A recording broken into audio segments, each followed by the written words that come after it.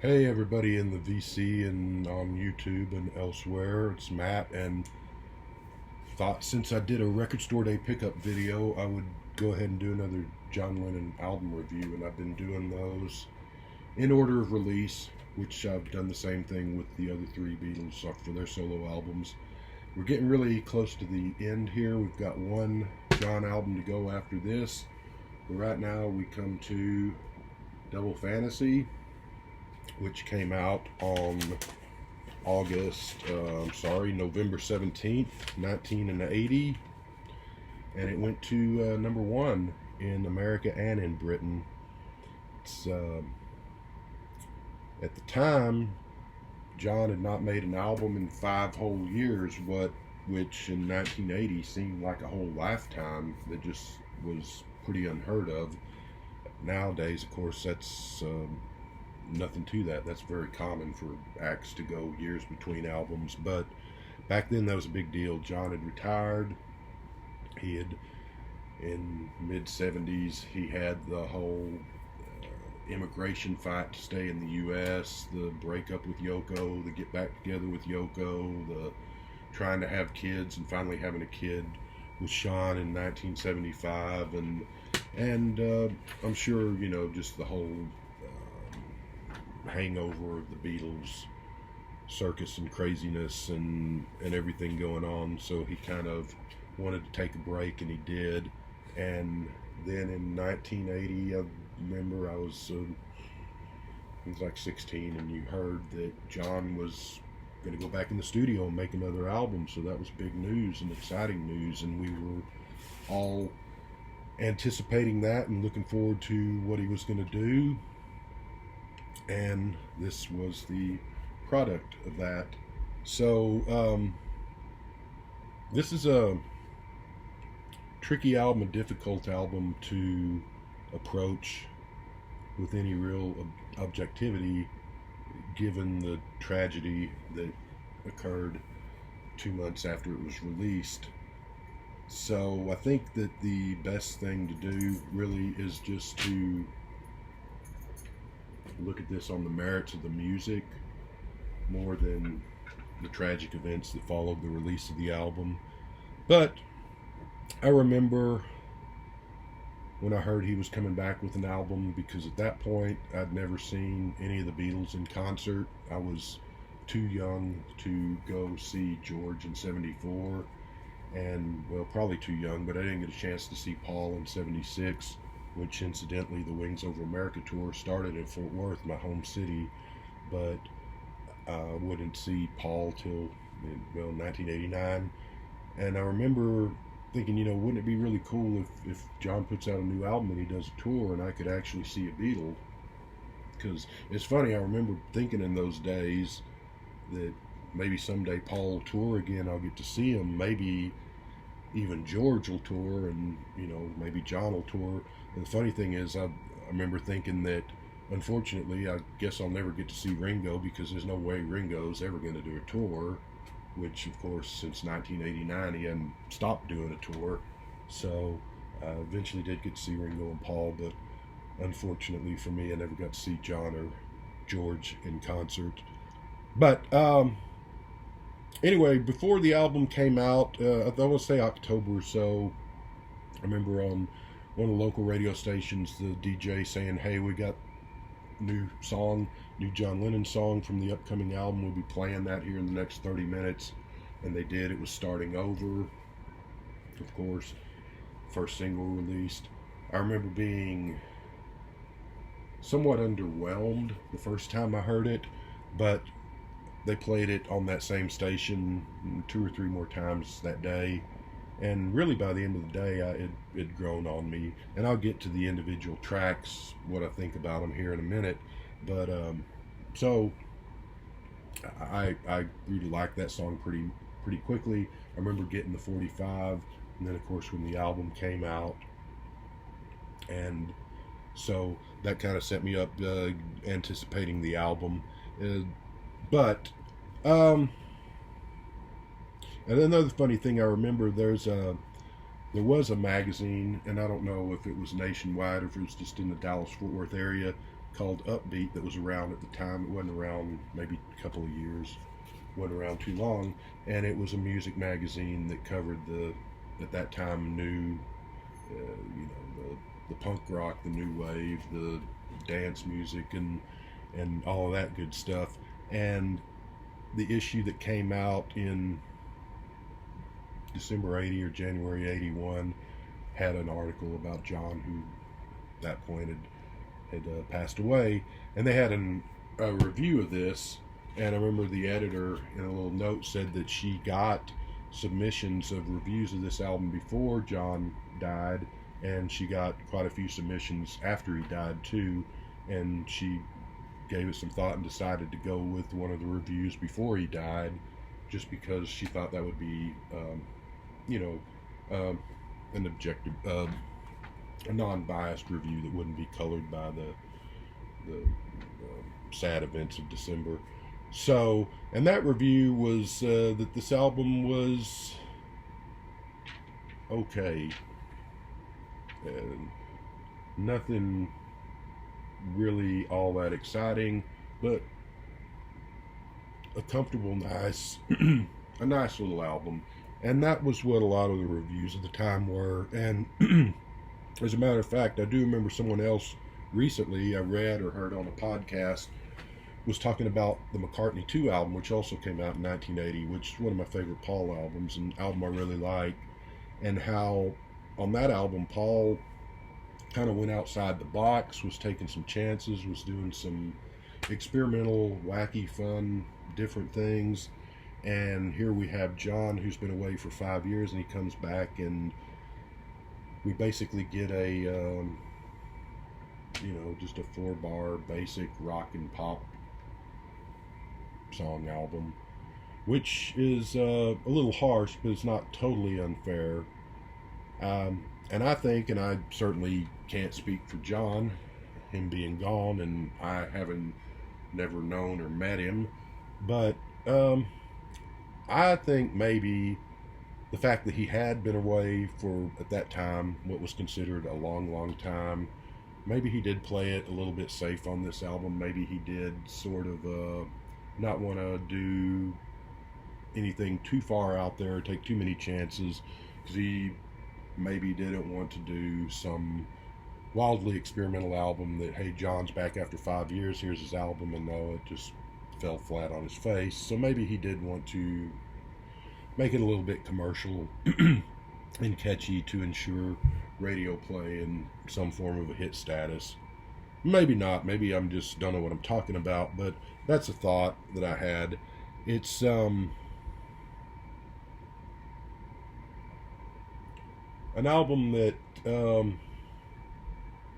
well, let's get into that later. Let's just go ahead and get into the songs. So this is, well, John and Yoko, this is the first time, in my opinion, unfortunately, the first time John and Yoko had worked together on an album since sometime in New York City. And I do get Double Fantasy, and the subtitle is a heart play.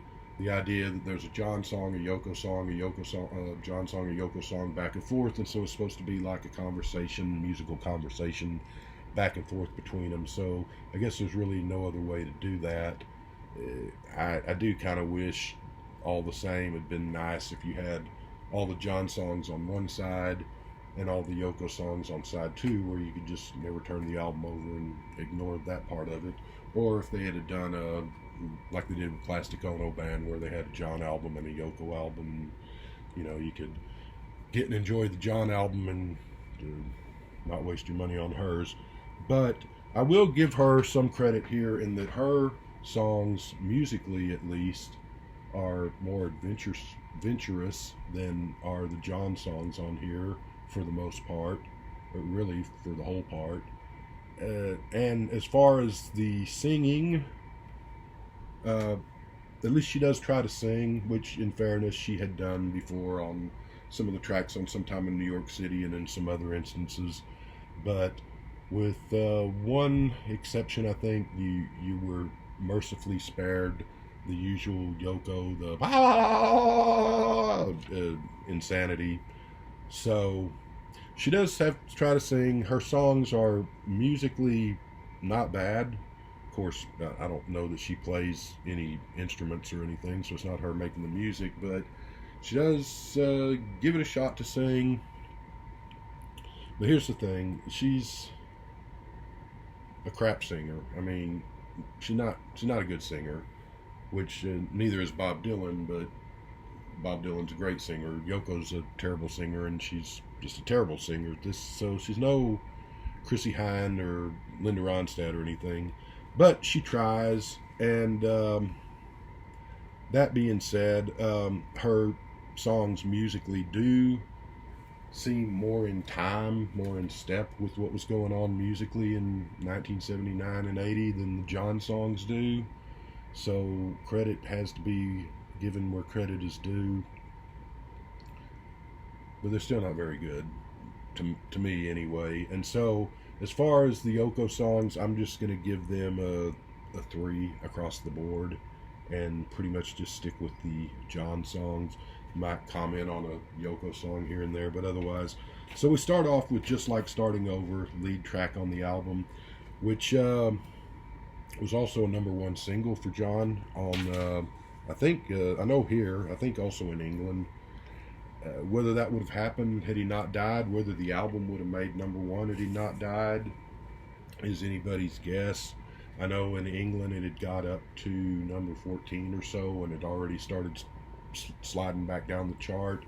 In America, it was in the top 10 when he died, and then on both sides of the Atlantic, it shot up to #1 after that, after he was shot and killed. So probably would not have been a #1 in England had he not died, and who knows what would have happened in America. But yeah. Anyway, so this is John, sort of a 50s doo-wop, shades of Elvis and Buddy Holly and Roy Orbison. It's not a classic John Lennon masterpiece song, but it's one that grew on me pretty quickly. I liked it back then. I like it now. I'm going to give it a 10. That's me being generous. The song probably deserves more like a 7.5 or an 8, really. But I like it. It's fun. I love the John singing. I love the well, well, darling. I can't sing, so don't expect that from me. I like at the end where it sounds like, I guess, like a announcement over the PA system at an airport or something. That always, just a simple little snippet of something that always caught my attention and I liked. So I'm going to give that a 10. The next song up is Yoko. It's a Kiss Kiss, sort of a new wave-ish sounding music. So, like I said, all her songs I'm just going to give a 3. Third song is another John song. It's Cleanup Time, which is a bit of a soul sound, bit of a rock and roll sound. Sounds more like something that would have come out in 1974-75 than 1980. But that's okay. It's a nice song. I like it. I'm going to give that a 7.6. So Cleanup Time, a good thing. We go to... Oh, yeah, never mind. We go to another Yoko song, Give Me Something. Musically nice. It's a slight song. The thing about that, I mean, even though she's in tune with the music of 1980, even though the music is pretty good and more, I don't know, lively or whatever than the music on the John songs, it's still just... if she wasn't connected to John Lennon, no one would care about her and her music, and which doesn't mean that it's not necessarily good or bad, but the fact is it's just not very good. She's I don't want to get into the Yoko bashing, but I've just always considered her a nut for one thing, but a woman of marginal at best talent. Not to say that she doesn't have any, but certainly not anywhere near in league with her husband. And we'll leave that at that. So the next song is, thankfully we're back to John, I'm Losing You, which is the starkest song and sort of the rawest song on the album. I really like it. I'm going to give it a 9.8. And this is something that sounded like it could have been fit in on like the Plastic Ono Band album. And apparently this was John trying to call Yoko on the phone when he was in, I think, the Bahamas, and had a bad connection, and just, you know, they kept cutting in and out with each other. I'm losing you, but then also just sort of the, you know, the challenge of maintaining a relationship and being married and all that stuff. So there was a version which got released later on, I don't know, John Lennon Anthology or one of those subsequent John Lennon albums that was put out after his compilation things that was put out after he was gone. Cheap Trick played on, or Bunny Carlos and Rick Nielsen of Cheap Trick played on, and that's a good version. This one's a good version too, but I kind of think the Cheap Trick version is a lot more fun, and it's really a shame that they didn't. The musicians on this album are pretty good, but it would have been great. I think it would have been better if he would have used those guys for the whole album. And just imagine John going on tour in 1980 with Nielsen and Bunny Carlos backing him up. That would have been really something. So, but either way, I'm Losing You, a really good song, 9.8. And now we get with I'm Moving On, another Yoko song, which is it's okay. And unfortunately, it ends with the crazy Yoko histrionics and chatter, the stuff. But otherwise, it's okay. Beautiful Boy, Darling Boy is the final song on side one, another John song. I like it. It's 7.8, kind of a Japanese music feel to it in parts. It's proof, I think, that John, because you always think of Paul as being the one that's the sensitive one and the one that writes the beautiful ballads and all, but we saw that in the Beatles and we saw it here. It's proof that John can be tender and touching and write a beautiful ballad just as well as Paul when he wants to. Spread, but I think as this one, because he's singing obviously to Sean, his 5-year-old son at the time, and it's from the heart. And listening to it now, of course, it's tragic because John would be dead in 2 months, and Sean would be 5 years old and grow up without his father. So anyway, Beautiful Boy, 7.8, I'm going to give that. And I did see, in looking around and doing a little bit of research on this, that Celine Dion did a version of this somewhere.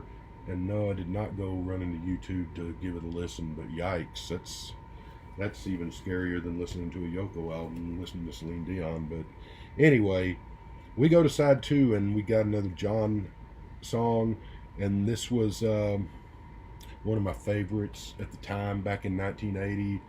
And I think Woman was actually the second single released from this album, but I seem to think, or I don't think, because I seem to remember, it seems like it was Watching the Wheels, but I guess it was Woman. But I remember Watching the Wheels at the time, and I really like that song. I'm going to give it a 10. It's just sort of like it's a commentary on what he'd been doing for the last 5 years. You know, why haven't you been in the game, piling up the gold records and touring and living the rock and roll lifestyle? Well, I've just been sitting at home and enjoying my family and taking it easy and watching the wheels go by. And so I always loved that song. And it's kind of like I said, it's like a Ray Davies slice of life, and then a commentary on just John's activities of the previous 5 years. And so, and it's just a nice song musically, a good vocal by John. And then we come to sort of while we're on there, that John and Yoko, were selling this album in this period of their life as sort of a period of overcoming and domestic tranquility and wedded bliss and happiness after a tumultuous 70s. And then you hear people say that they were happy together. You hear after the fact people say that they weren't, that they were still involved with drugs, that they were having marital problems. Who knows, you know. But he did seem excited to be back and making music, at least from the interviews at the time. And he did seem, in some degree, happy. And I hope he was. I mean, I hope he had found peace and was happy to be a father and happy to be married and so forth. The truth is, who knows, but I do hope that. So anyway, I'm Your Angel. Here's Yoko trying to be sort of Betty Boop or Marilyn Monroe. The music sounds sort of like a music in a Disney cartoon or something. It's a weird little song, but it's not half bad. But again, it's a Yoko song, but it's one of the more interesting of her songs on here. I'll give it that. Next we have Woman, John Lennon song, which is sort of, I always thought John Lennon at 40, which at that time, especially me being 16, but for a rock and roll star to be 40 seemed incredibly old. And but it's a grown up singing this. It's this version of John Lennon versus the 22-year-old 1964 version of John Lennon singing "If I Fell." This is the same thing in a way, just from a older, more mature, grown-up perspective. And Woman is sort of adult contemporary music, I guess, which I generally not a big fan of. But John does it, and he does it well here, and it's a really good song. And it's a I don't think it's just a cheesy love ballad. I think it's truly seems like it's from his heart. And so I give Woman a 9. I always liked that. I liked that song back then. And so anyway, Beautiful Boys, Yoko song there is it's a moody song, so it's okay. Dear Yoko is a bouncy song, not that great, but it does have a nice bounce to it. And what do we got left? Every Man, what's the full title on there? Every Man Has a Woman Who Loves Him. It's okay. Hard Times Are Over, Yoko song, which is not a great song, but in retrospect is of course incredibly sad, because here they were happy and looking forward to getting back into making music and stuff, and just having a happy life. At least that's the image that was sold. And just 2 short months later, all of that went by the wayside. And so yeah, so overall this album, I would say a C plus, which would be probably like a 6 on a 1 to 10 scale. It's funny because you just wonder, you can't help but wonder what would have happened had John not been shot and killed by that idiot. And what kind of music would he have made in the 80s? And would he still be alive today? And would he have been making music into the 90s and the 2000s? And now, just like Paul and Ringo still do, would he have toured? Would he have I think he might have toured. For some reason, I don't see him doing endless tours like Paul and Ringo do, because they seem to really enjoy that. I don't think John would have really gotten into that mode of touring, but I think he may have toured in 81 or so, and maybe a few times after that. What kind of music would he made? Would it be any good? Would it, not be any good? I'd rather have bad John Lennon albums than John Lennon dead, but would it have been more records like this? I don't know. It's hard to say. It's impossible to say. I don't think so. I think because John jumped from one thing to the other and changed often, even through the Beatles and through his solo career. So I don't really think he would have, we would have had an 80s full of albums of John singing about the joys of baking bread and changing baby nappies. I think he would have probably moved on to something else, an album or two after this. And then you think, and it's sounds hard-hearted to say, but it's horrible and awful that John died. I don't think you think about, or I think about, like Otis Redding, Ian Curtis from Joy Division, Sam Cooke, Buddy Holly, people who died at the top of their game. Maybe they died before they even reached their peak, you know. But then you think of Elvis, and of course it's sad that he died in 1977, but it's almost 100% certain that he was never going to, at that point, produce music that was on par with what he did in the 50s. And I think that's probably true for John too. I don't think we were gonna, even had he lived, I don't think we were gonna get another Rubber Soul or Revolver or whatever out of him. But we might have got a lot of great music, and maybe we would have. Who knows? You can never say. But I think it's sad that there's some very good songs on this album. I don't think there are any certified Lennon classic masterpieces, so it is kind of sad that we didn't get, or he didn't give us another One Last Strawberry Fields or Ticket to Ride or Day Tripper or In My Life.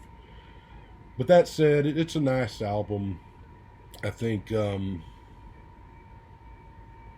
like I said, probably a 6, because even certainly this isn't on par with anything the Beatles did, and even among John's solo albums, if I were to rank them, discounting the wedding album, Laugh at the Line stuff, this would probably fall pretty close to the bottom. I think it'd be the Rock and Roll album, probably Sometime in New York City, which, while not as good an album as this, is at times more interesting than this album, and then probably this album, and then after that the rest, you know, Walls and Bridges and Mind Games, and then Classic Ono Band and Imagine at the top there. But it's a nice album. It's good that we got one final album out of John. Not out of, that sounds bad. Got one final album from John. Of course, the irony of that is, had he not come back in the public eye and made an album, maybe that shithead who shot and killed him wouldn't have shown up to do that. Maybe that he did that because John was back in the public eye and would have not paid any attention to him otherwise. Life is just weird and stupid sometimes that way. But so it's good we got another album out of him. It's good that it's while not hardly a great album, a pretty good album, a nice album at least. But, you know, in fairness, and then again, this sounds kind of mean to do, but I went through and looked at a list of albums released in 1980, and it is kind of sad that John, who was one of the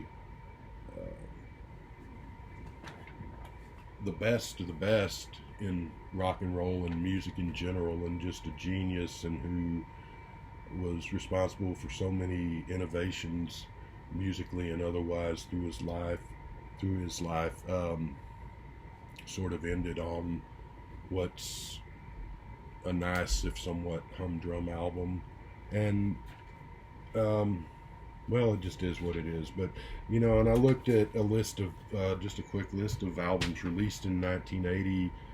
The Jam, The Clash, Joy Division, Bruce Springsteen, Talking Heads, David Bowie, Prince, Elvis Costello, Paul McCartney, X, The Kinks, Dave Davies, Pete Townsend, Squeeze, Magazine, The Pretenders, Dexys Midnight Runners, Psychedelic Furs, Tom Waits, and even the Rolling Stones album that year are all, I'm sad to say, better than this, and more than half of those albums are substantially better than this.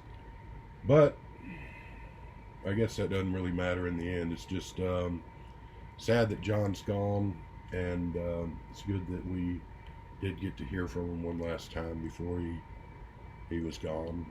And so Double Fantasy gets a 6 from me, and I'll be back with the final John Lennon album probably next weekend, and then after that, that'll wrap up the solo Beatle albums, and I got a couple of candidates as far as who I'm going to move to next.